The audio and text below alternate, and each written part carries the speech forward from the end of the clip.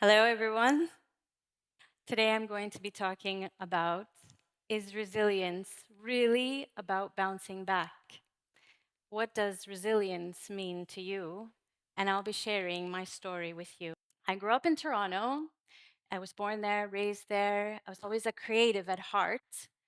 But my family, being immigrants, new immigrants to Canada, sort of more guided me towards the sciences and careers that were more understandable. Creativity wasn't something that sort of young parents would understand.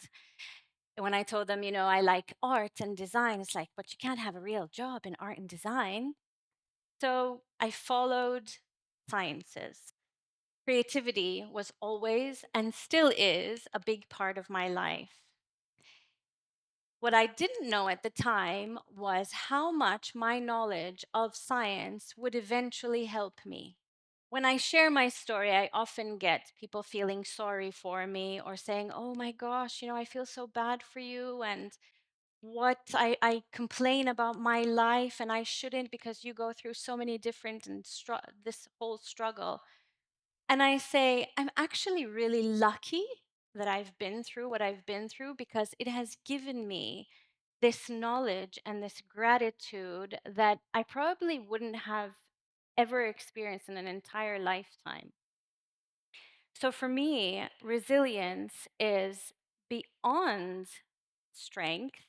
And there is a deeper meaning of resilience to me. And it's more of a transformation and an adaptation and even evolving. And I'll explain further. Just think to yourself, how do you know if you are resilient? Do you feel resilient? A show of hands, let's say. Who feels resilient in this room at this very moment? Do you feel resilient in your life? Show of hands? Yes? Okay. What does resilience think to yourself? What does resilience mean to you? Would you say that you were resilient if you didn't crack under pressure? Does that mean resilience? Would you say that you're resilient if you cracked and saw the beauty in the fragments of your break? Would you say that you were resilient if you were in complete darkness and instead of being engulfed by the darkness, you looked for the light? All of it is resilience. All of it. It is how you evolve through it. Resilience isn't one sided, it isn't just being able not to break, it's being able to take that pressure and bending with it. And taking all the experiences of the last 12 years that I have had, and I have evolved with them, and they have taught me so much. And I share my story, again, not for your sad looks or your, oh, I'm so sorry, but because I wish so much that people would find this strength in their life before having to go through all those challenges. So, in order to tell you my story, I have to tell you my story. I'm not going to start off when I was a little baby. Let's not go that far back. But I'll tell you, just go a little bit back before I had my son. So we had it all planned out, right? I met this guy. It was so dreamy. Like, it was like ticking off all the boxes. Okay, he's the one. Let's get married, And after 7 years, we were together for 7 years before, and we said, I said, I really want to start a family. And I think maybe I want to get married. And he was like, well, we're like, fine. So do we really have to get married? I was like, yeah, okay. So we had everything planned out. We had walked down the aisle. We said, okay, let's do this. And it was great. Everything was going to plan. So we thought. After a year, we got married. And after a year, I got pregnant with what we wanted. This was the plan, right? Everything was fine. We worked together. We lived together. We had this whole thing.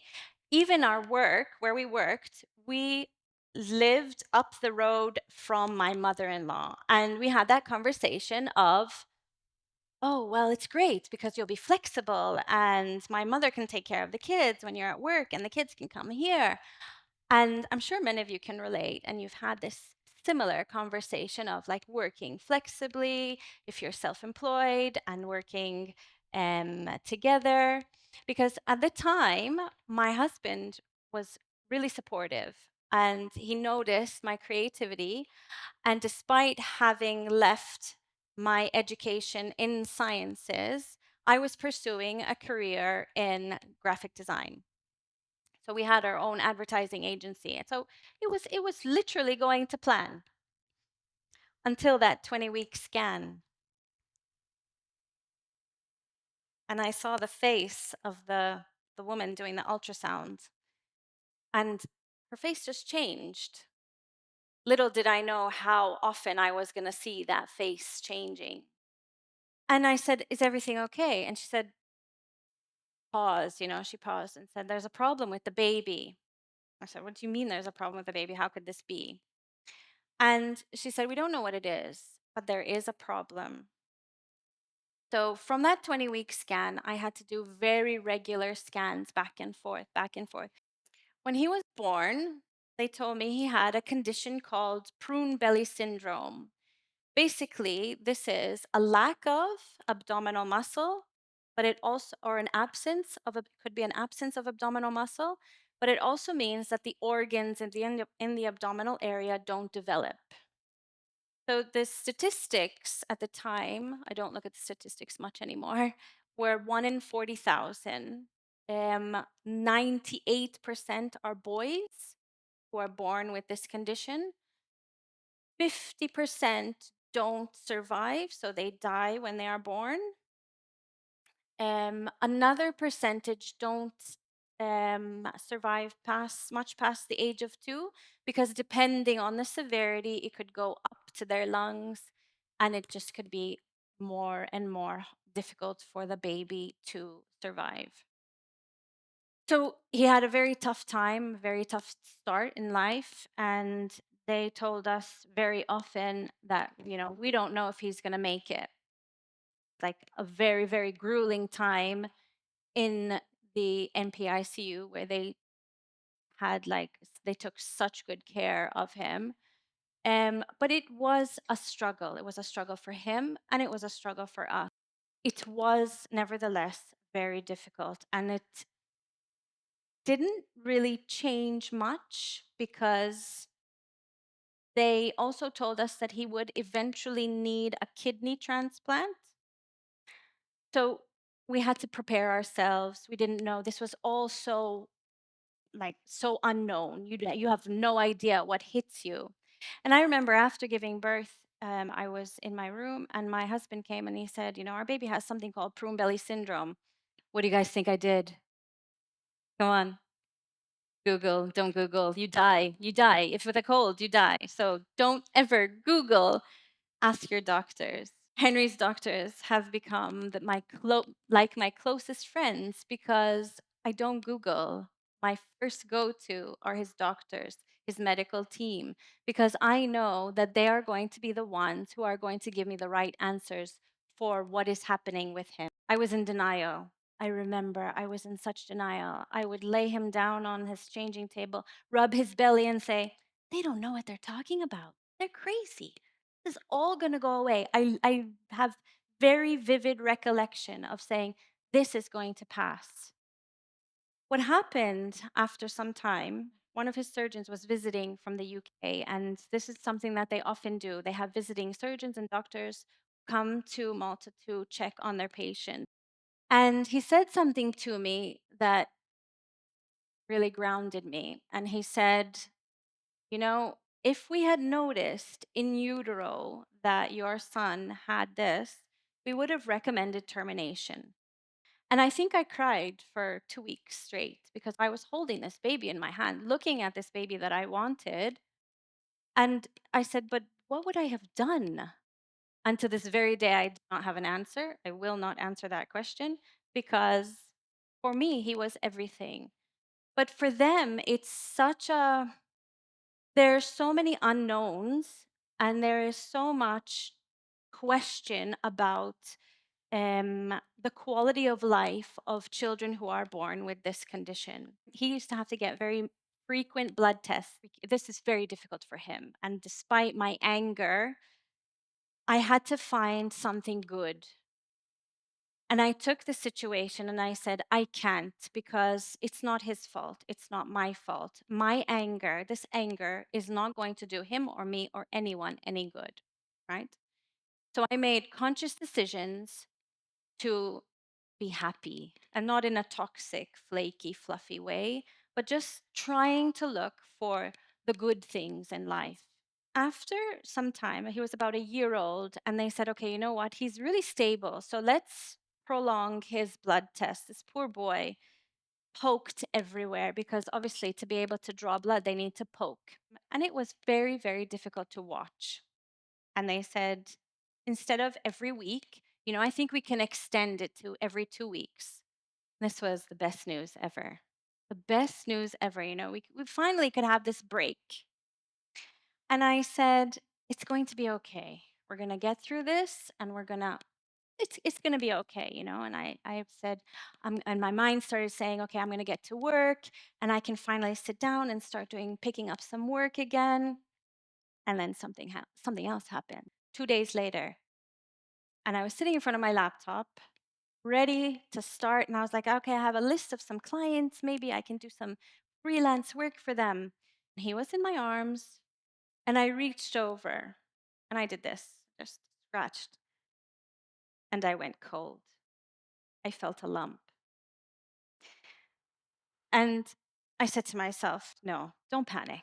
Really, don't panic. It's like, come on, this isn't happening, right? I called up my sister. My sister's a doctor, and I said, listen.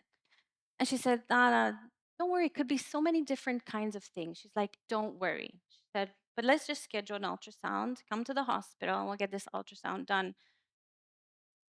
And I told my husband, I said, don't come to the hospital, because I'm not dragging Henry again to the hospital to, go for like a fun day out at the hospital. No. And I went on my own. And I remember that face of the person doing the ultrasound. She starts changing colors. And I was like, nah, you're not, right? And she's like, 1 second. So there's like silence and quiet for a while. And then I hear the clicking of the heels. And I was like, all right, I'm done for. The clicking of the heels are serious, right? So it comes not like in normal dress clothes. And those are the serious ones. And then they come in the normal clothes, right? And investigating again and investigating. She looks at me and she says, I don't like what I see. Like, you have two choices. You can either we have to do a biopsy, because you can either do it now or you can come back. And I said, no, do it now. Let's get this over with, because I have to go home and I have to take care of my son, because he has all of his things to do. So little did I know, but I ended up being diagnosed with stage 4 ductal carcinoma, breast cancer. And I had to juggle a medically complex child that needed a lot of medication, as well as my own treatment and chemotherapy, radiotherapy, and the whole shebang. I still had no idea what was happening in my life, because he was my focus, right? So all this time, I was evolving and adapting to what I needed to do. And do we call this resilience? I don't know. Is it resilience? Was I bouncing back from anything? Like, if we go back and start from the beginning? Or was I just going with what I was faced with? So, in that same year, he had, it was a really difficult year, because he had a planned surgery that went horribly wrong. It was a very, very simple surgery. And because of his anatomy, his ureter kinked on itself. So he was going septic. I was asked to prepare his passport to fly him to London emergency. Little did I know, I hear a knock on the door, and the surgeon had come back. He was on his way to the airport, and the surgeon actually came back and said, I am going to operate on him now. I don't know what I'm going to find, but I'm going to operate on him. He ended up having to pull out to bring out his ureter to the outside of his body, which resulted in him having urine just draining out. At the age of 3, his kidney started failing, which meant that he needed a kidney transplant. But you can't transplant a kidney on a bladder that doesn't work, on a non functioning bladder. So they created a hole in his tummy where he inserts a catheter and drains his bladder safely. I was very much against it at the time, but I knew now I am so grateful for it because it is something that has kept him safe. And we started working up to his transplant. At the age of 4.5, my husband gave him a kidney. He went to transplant. It was very successful, very textbook, except post transplant, for those of you who might not be aware of, you are immunosuppressed, which means that you are susceptible to everything and anything. And in 1 year post transplant, he was admitted 17 times. Fevers, infections, hospital admissions, his treatments, my own treatments, even when we'd be away, we spent a lot of time in London, I would have to get my port flush. And this was quite an ordeal for us. And just adding on to our challenges. Did I break? Oh, yeah, I broke. I broke a lot, a lot. Did I keep going? Yes. Do I consider myself resilient? I just think that I evolved with what was happening to me. So, despite all of this being so grim and dark, I can assure you that it has been the most beautiful experience. And I don't wish it on anyone, but what I do wish for you is to try and put things into perspective enough for you to see the beauty in the little things in life. And I'm going to close with this one last thing that I know we can all relate to. So I know if I say the word traffic, you guys are all going to booger. But you will, if you ever drive past me in traffic, I'm going to be singing very loud and singing very horribly because I can't sing. But you know what? I'm happy I'm stuck in traffic because I cannot tell you the amount of times I sat in the blue chair next to my son wishing I was stuck in traffic.